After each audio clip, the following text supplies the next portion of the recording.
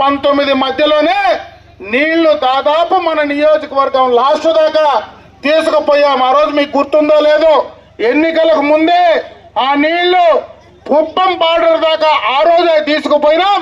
ఆ రోజే దానికి సంబంధించినటువంటి పూజ కూడా చేసే సందర్భంలో మీరందరూ చూసింటారు.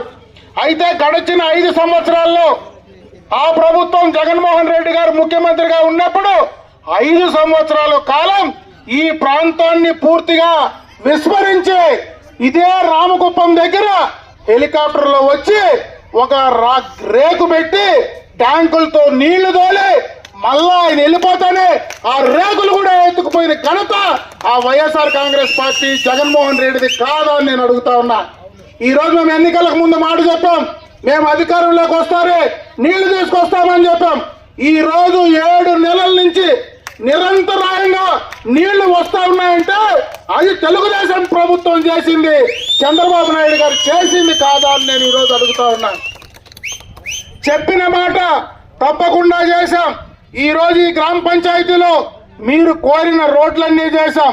రేపు మళ్ళా ఈ బైరుపల్లి గ్రామానికి సంబంధించినటువంటి చెరువు కూడా గ్రావిటీ పైన నీళ్లు వస్తే తప్పనిసరిగా గ్రావిటీ ద్వారా నీళ్లు వచ్చే అవకాశం ఉంటే వాడిని తీసుకొచ్చే పూచి నాదని చెప్పి సందర్భంగా కూడా మీ దృష్టికి తెస్తా ఉన్నా. ఈరోజు జగన్మోహన్ రెడ్డి గారు ఏం మాట్లాడతాడు, అప్పుడే మేము మాట్లాడుతూ ఉంటే జై అమరావతి అన్నాడు మా సోదరుడు ఒకడు.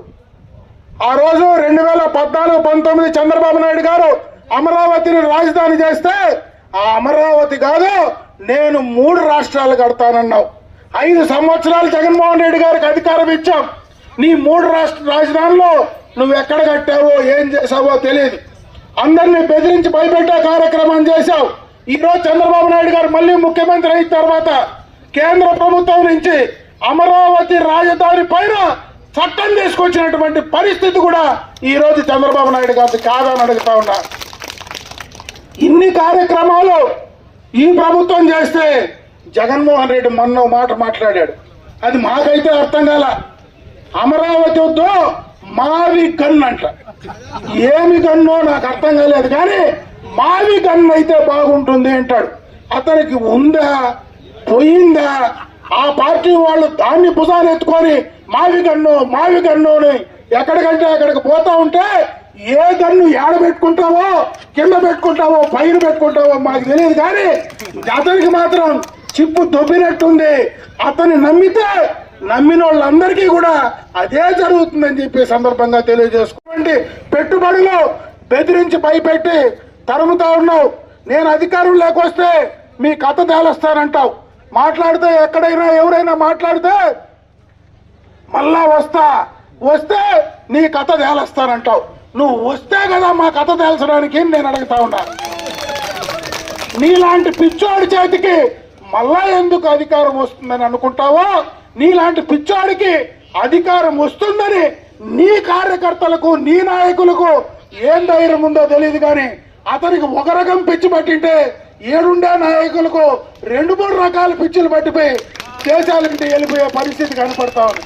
అంటే అంత దౌర్భాగ్యంగా ఉండేటువంటి నాయకత్వం, రాష్ట్ర అభివృద్ధిని పట్టించుకోని నాయకత్వం, రాష్ట్రంలో చేసింది ఇది చెప్పుకోలేనటువంటి నాయకత్వం, ఈ రాష్ట్రానికి ప్రపంచంలోనే చెడ్డ పేరు తీసుకొచ్చినటువంటి నాయకత్వం, ఇంత దరిద్రమైనటువంటి నాయకత్వాన్ని ఇంకా బలపరిచే పరిస్థితి ఉంటే ఇటువంటి వాళ్లకు మనం గాని ఎక్కడైనా తెలియకుండా చోటిస్తే ఆ పాపంలో మనం కూడా భాగస్వాములు అవుతాం. కాబట్టి అటువంటి వాళ్ళైనా మళ్ళా మావి గన్నో నీవి గన్నో అని వస్తే ఆ గన్నును తీసి కిందకు దోసి ఎక్కించి ఇంటికి పంపించమని చెప్పి మరొకసారి మీ అందరికి కూడా తెలియజేసుకుంటూ, ఈరోజు చాలా సంతోషం.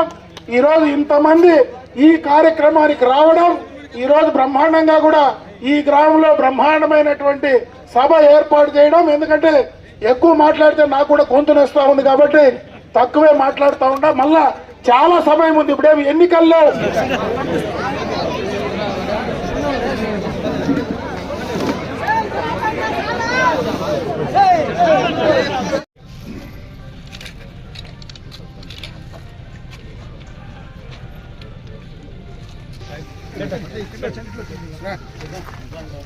ఇవ్వకంతా ఆడవాళ్ళు నిలబడుకుంటారు, మగవాళ్ళు నిలబడుకుంటారు.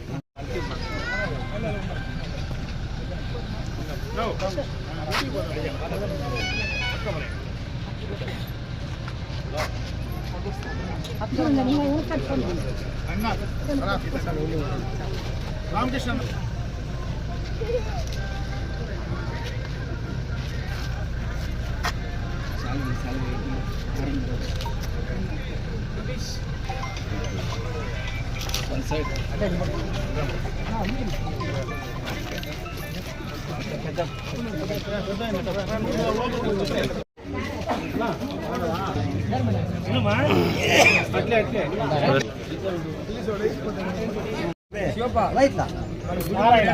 కండవా ఈ కండవా ఇట్లే ఉండాలి ఎప్పటికీ గుడి ముందు వేస్తా ఉండదు అందుకే ఫోటో తిరుగు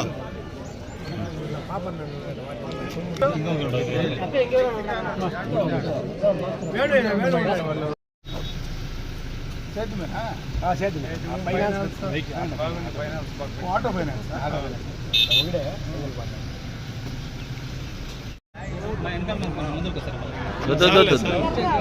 చాలే సరిపోయి వస్తాను రాండి ఇట్లా